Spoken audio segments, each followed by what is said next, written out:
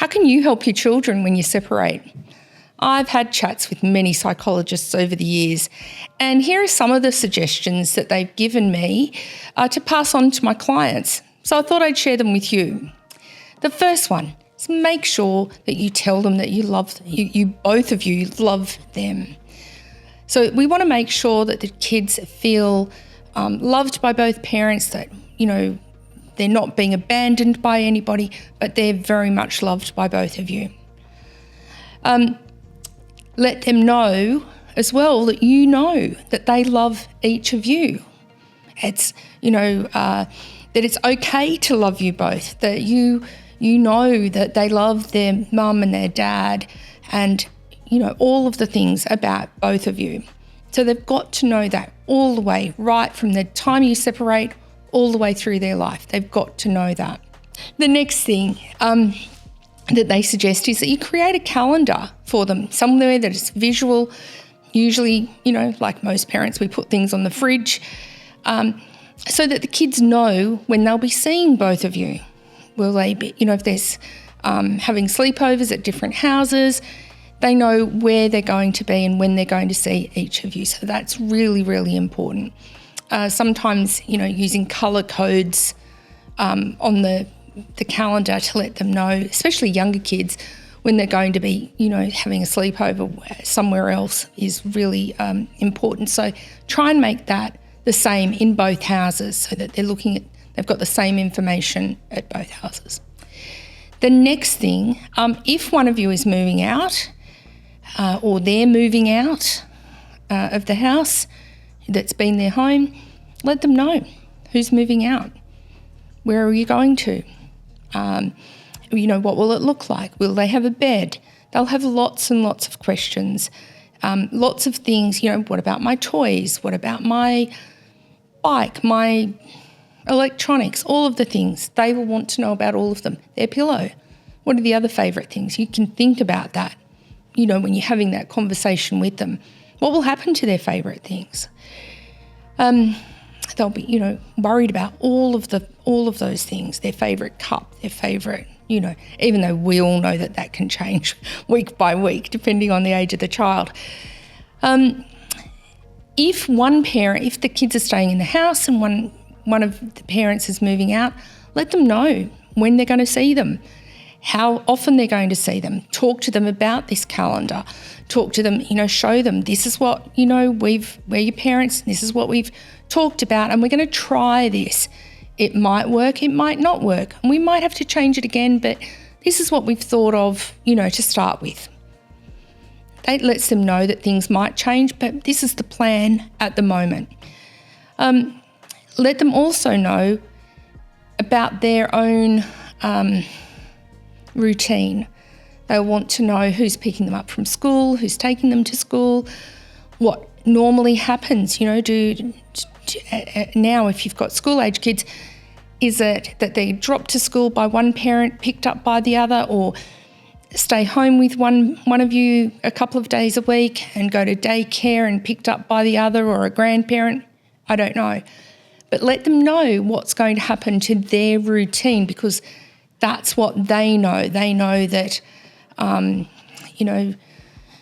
Tuesdays is, news day at daycare or school, and they know that on news days that, nanny picks them up, for example. Let them know what's going to change with that. Is it going to change? You've got to be really sure about that when you're talking to them. The message that I received from the psychologists is that children need to know what's going on. They don't need to know what you're fighting about or why you're separating in great detail, but they need to know in their world what's changing and what's going on. Where will I be? Who'll pick me up? Who'll drop me off? Is it changing or is it just staying the same? The other thing is you've got to be really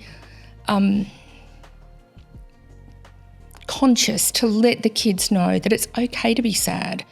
That, you know that they're sad, that you're sad. You didn't plan for this to happen. You did want your family to live together forever, but it's not happening. It's not making everybody happy. So we're going to do this to try and make sure everybody's happy. Yes, we're all going to be a little bit sad to start, and, really talk them through the emotion and allow them to feel the emotion, the grief, the confusion, all of the things which you as adults have probably already gone through. But expect that from your kids. Don't think that they're not going to have any emotion about it at all. They're going to have plenty of it, and they're, going to let you know how they feel in one way or another, whether that's behaviour, words. They might be a bit more snuggly than usual, or they might totally be cranky with you. You don't know. But you've got to let them know that it's okay to have those emotions, because just like you, and you have probably gone through a lot of the emotion prior to, making the decision to separate, it comes in waves, right? And that's going to be exactly the same thing with your children. You can also speak to the school if they're in out of the daycare and preschool age and they're at school. You can let the school know. They might be able to make an appointment for them to see the school counsellor, or, at least have that available to them if they need to talk to somebody about the emotions that they're feeling. Their class teacher, may notice a change in their behaviour after such a big change in their living, and home environment. So be really, open to telling the school. Also, if they have, therapy of some sort, whether it's counselling, psychologist, speech therapy, occupational therapy, tell those people too, because of the change in their living circumstances, their emotions are going to be different, and their ability to concentrate may be affected.